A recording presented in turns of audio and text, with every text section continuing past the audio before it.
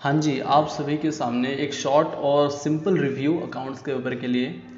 जो अकाउंट्स का पेपर था, मेरी बच्चों से बात हुई, उन्होंने बताया कि अकाउंट्स का पेपर ना ज़्यादा इजी था, ना ज़्यादा हार्ड था। एक बहुत मॉडरेट पेपर था जिसको हम लोग एक्सपेक्ट कर सकते हैं कि पेपर आखिर मॉडरेट ही बनेगा, तो यही पेपर बनेगा।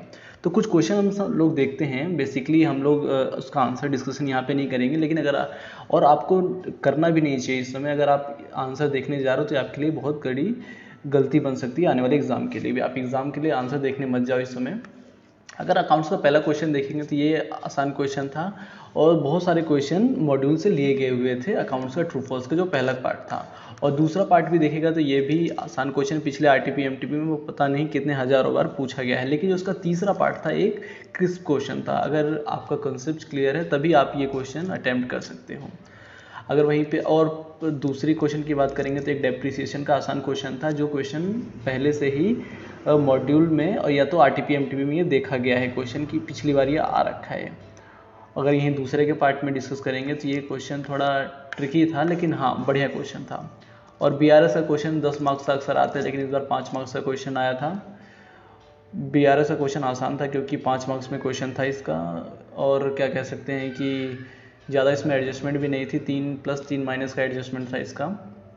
तीसरे क्वेश्चन की बात करेंगे तो कंसाइनमेंट का पूरा हूबहू क्वेश्चन मॉड्यूल से उठाया गया है। क्वेश्चन पूरा मॉड्यूल का क्वेश्चन है। अगर आपने पिछली लास्ट वीडियो देखी होगी मेरी, उसमें हमने डिस्कस किया है कि अगर आप मॉड्यूल के आखिरी एग्जाम्पल्स करते हो तो आपका पेपर कंसाइनमेंट का वहीं से बनेगा, और आखिर में पेपर वहीं से ही बना है कंसाइनमेंट का। और ये क्वेश्चन है इन्वेंट्री का एक आसान क्वेश्चन था, कंसेप्ट बेस्ड क्वेश्चन था। और ये तो बहुत ही मतलब लड्डू क्वेश्चन दे दिया इन लोगों ने। करेंट अकाउंट और सेल ऑन अप्रूवल पेज पे आसान क्वेश्चन था ये भी। क्वेश्चन देखने वाला चौथा था, क्योंकि चौथा क्वेश्चन था पार्टनरशिप और एनपीओ से। एक एनपीओ क्वेश्चन और एक पार्टनरशिप का क्वेश्चन था यहाँ से। तो बहुत सारे बच्चों से बात हुई, सबने चौथा क्वेश्चन छोड़ा है। आप मुझे कमेंट सेक्शन में बताओ कि आपने चौथा क्वेश्चन किया है कि नहीं किया, क्योंकि एक लेंदी क्वेश्चन था और इतना ज़्यादा इंपॉर्टेंट नहीं था। क्योंकि अगला क्वेश्चन अगर तुम देखोगे तो 20 मार्क्स का था। 20 मार्क्स का जो क्वेश्चन था, ये क्वेश्चन 20 मार्क्स का है। इसमें बनाना है तुम्हें manufacturing account, trading, PNL and balance sheet. 5 marks के 4 पार्ट दिए गए और बहुत अच्छा क्वेश्चन है। अगर आप ये क्वेश्चन करने जाते हो rather than partnership and NPO, तो ये ज़्यादा बेनिफिशियल होगा as compared to previous question. तो बहुत सारे बच्चों से बात हुई, उन्होंने यही कहा सर ये वाला क्वेश्चन छोड़ा गया। और अच्छी बात है, ये क्वेश्चन छोड़ना चाहिए। इसमें क्वेश्चन करने जाओगे तो बहुत ज़्यादा टाइम लग जाएगा एज कम्पेयर टू दूसरे क्वेश्चन में। और आखिरी क्वेश्चन था, आखिरी क्वेश्चन तो मतलब पता नहीं क्यों ही दिया था।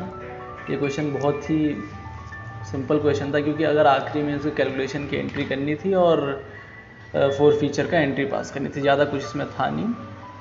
और पेटी कैश बुक वाला भी एक पहले से बच्चों ने सबने पढ़ रखा था। तो अगर ओवरऑल पेपर देखेंगे तो एक मॉडरेट पेपर था, ना ज़्यादा इजी ना ज़्यादा हार्ड। इजी भी कह सकते हैं, लेकिन हार्ड तो इस पेपर को नहीं कह सकते। अगर तुम देखोगे इस पेपर को तो हार्ड तो नहीं कह सकते इस पेपर को।